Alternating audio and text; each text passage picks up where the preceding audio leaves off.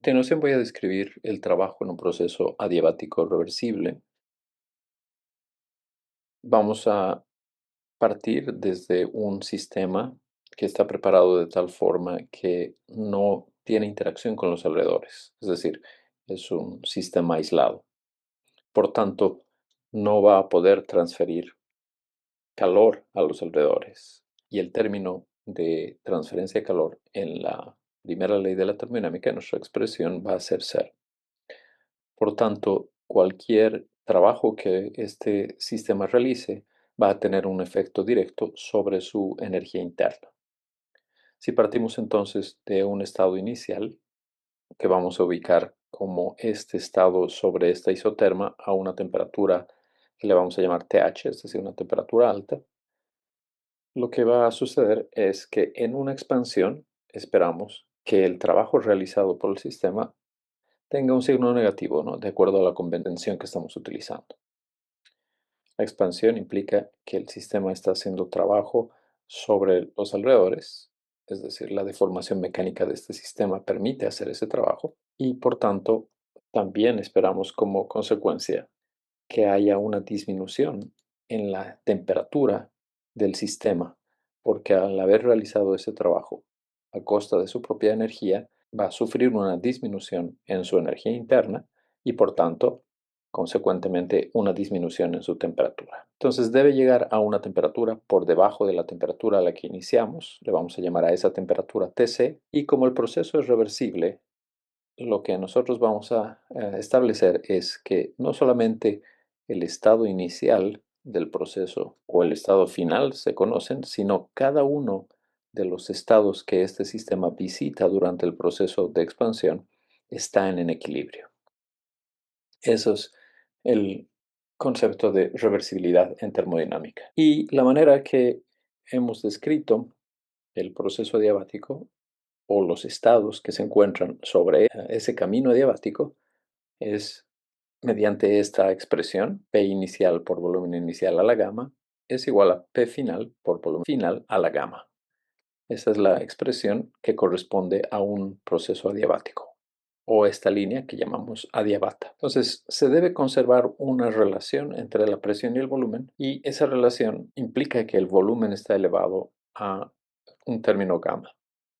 Este término gamma hemos definido como una constante adiabática que es igual a la relación entre Cp y Cv. Entonces, dependiendo del tipo de gas que nosotros tengamos, ese gas va a tener su valor de Cv y su valor de Cp, y eso va a ser característico para cada sustancia. Entonces, nosotros podemos describir perfectamente el camino que sigue el sistema para llegar desde este estado inicial a este estado final en un proceso adiabático reversible. Ahora, el hecho de que estamos diciendo que se conserva este producto, presión por volumen elevado a gamma, para cualquiera de estos estados, no solamente el estado inicial y el estado final, lo podemos escribir de una forma general. Podemos decir que toda presión sobre esta adiabata multiplicada por el valor correspondiente al volumen, es decir, la presión que tendría este estado, que es ese valor por el volumen al que se encuentra, si lo elevamos a la gama, eso me tiene que dar un valor que es una constante, que siempre va a ser el mismo valor del producto, ¿no? O sea, es decir, esta cantidad es igual a esta cantidad. Muy bien, y eso es útil porque entonces me da una expresión general para la diabata. Y es precisamente esta la que nosotros vamos a usar para calcular el trabajo adiabático en una etapa reversible. Como hemos definido, trabajo se expresa en un sistema de expansión-compresión donde se puede llevar a cabo una expansión en compresión como el producto entre la presión externa contra la que se produce un cambio de volumen. Como el proceso es reversible, entonces esa presión externa es igual a la presión del gas. Como siempre está en equilibrio nuestro sistema con respecto a los exteriores, entonces esa presión externa la podemos expresar como la presión del gas. Esta función de cómo cambia la presión con respecto al proceso de expansión, entonces ahora la tendríamos que usar precisamente con esta relación que acabamos de encontrar. Es decir, si yo quiero despejar de aquí la presión, tendríamos que hacer que esto es igual a K entre V a la gamma. Y esta es la expresión que entonces utilizo para esta descripción en particular, ¿no? Esta expansión adiabática. Entonces esto es menos K, que es simplemente un valor constante, de V en V a la gamma. Entonces, para calcular este trabajo, voy a especificar que es adiabático reversible. Integramos ahora de un volumen inicial a un volumen final. Entonces, el trabajo adiabático reversible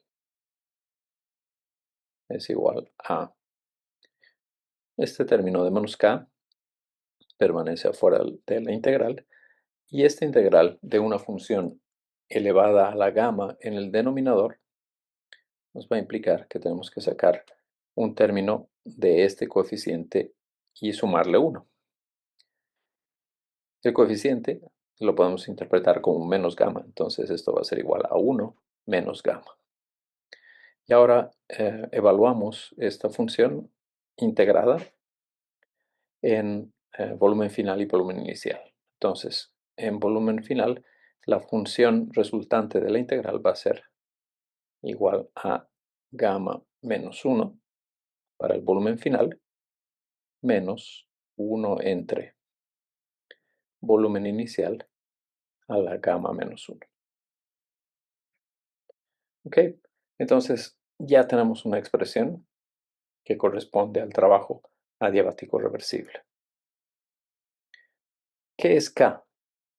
K es una constante que depende de producto de presión, volumen a la gamma. Y yo la puedo definir en cualquier punto de esta etapa de expansión. Puedo hacerlo al inicio, en un punto intermedio arbitrario o en un punto final de acuerdo a mi conveniencia. Entonces lo que voy a hacer es distribuir este valor de K para cualquiera de estos dos denominadores, pero ahora notar la conveniencia de que esta K la puedo escribir en términos de presión final, volumen final a la gamma. Y este otro valor de K lo puedo escribir para valores de presión y volumen inicial a la gamma. ¿Por qué estoy haciendo eso? Porque justamente va a ser coincidente con el denominador. Entonces, volumen final a la gamma entre volumen final a la gamma menos 1, este término se cancela y desaparece la gamma ahí, o queda el volumen final a la 1. Lo mismo en este caso, esto se hace igual a 1 y esto también se hace 1. Entonces me queda esa diferencia del producto de presión final, volumen final, menos presión inicial, volumen inicial.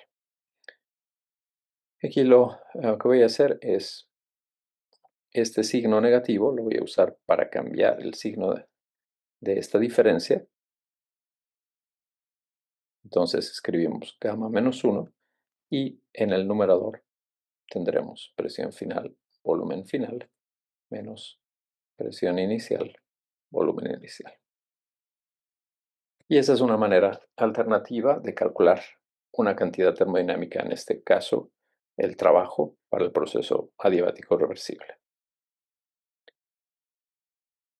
Geométricamente eso representa el área bajo la curva.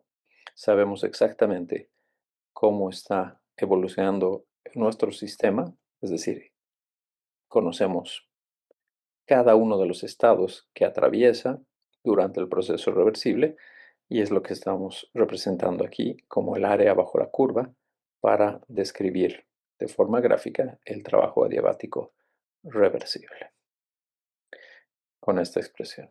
Entonces, esta es una expresión alternativa a la que nosotros pudiéramos escribir, por ejemplo, para el cambio de energía interna. Si nosotros conocemos temperatura final y temperatura inicial, que serían TH y TC para este caso, entonces podríamos escribir el delta U como NCV de la temperatura final, en este caso de expansión, TC, porque el gas se fría es decir, baja su temperatura a una temperatura TC a partir de una temperatura inicial TH. Estas dos cantidades tienen que ser exactamente iguales entonces, de acuerdo a lo que hemos escrito acá.